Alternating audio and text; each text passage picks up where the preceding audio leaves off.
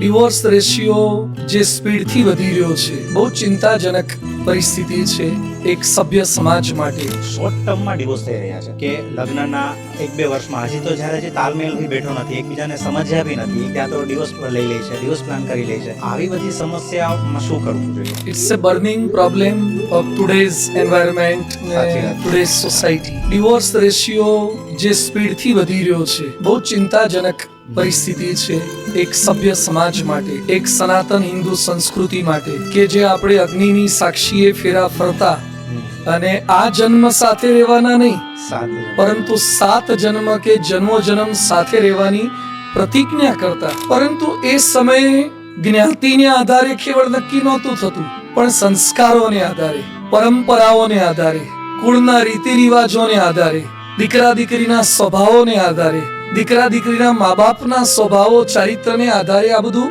નક્કી થતું હતું.